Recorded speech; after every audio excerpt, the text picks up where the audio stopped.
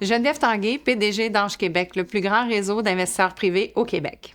Et bonjour, je suis Annick Charbonneau, cofondatrice, associée directrice d'Axelia Capital, qui est un fonds de 60 millions de dollars dont la mission est d'investir dans les entreprises innovantes, détenues ou dirigées par des femmes.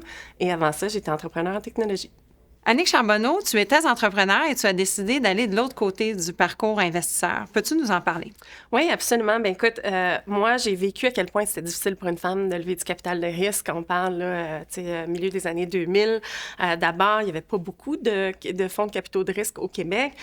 Puis ensuite, le nombre de femmes qui étaient financées par le capital de risque, bien, on va voir avec les statistiques aujourd'hui, c'est encore moins de 3 % des entreprises féminines qui sont financées par du capital de risque. Donc, j'ai vécu ça à titre d'entrepreneur techno et j'ai vécu une frustration. Et cette frustration-là est devenue un motivateur, un agent de changement pour moi. Puis je me suis dit, bien, s'il n'y a pas assez de fonds qui financent des femmes au Québec, pourquoi pas en créer un?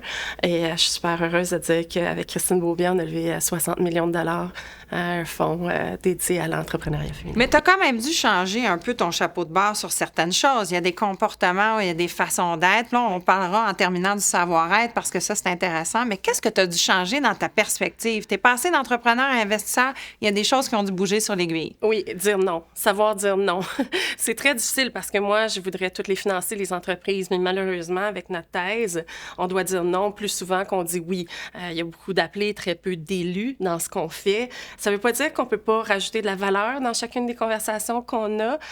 Puis je dis souvent aux entrepreneurs que j'aurais aimé savoir à l'époque ce que je suis aujourd'hui à titre d'investisseur. J'aurais été nettement meilleure dans comment aborder le bon fonds de capital de risque, la bonne thèse, puis le bon partenaire financier finalement. Fait que oui, c'est un ajustement, mais je demeure très, très proche de mes entreprises en portefeuille. Mais il y a une continuité dans ce parcours-là. Exactement. Et si on avait énoncé un élément de savoir-être qui t'est cher ou sur lequel tu t'es investi pour te positionner, ça serait quoi? Empathie.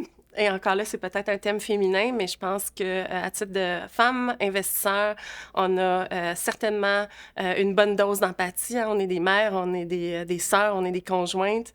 Puis ça fait en sorte que quand un problème arrive dans une entreprise en portefeuille, on est en mode solution.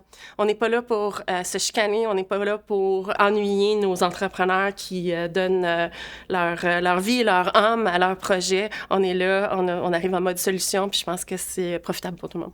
Est-ce que c'est un avantage quand on est un ange au féminin que de parler à un entrepreneur aussi qui est en technologie, qui est issu du monde féminin? Est-ce que c'est un réel avantage ou c'est une perception? Non, c'est pas une perception, c'est un réel avantage. Parce que ce qu'on sait, c'est qu'on a tendance à investir dans ce qui nous ressemble.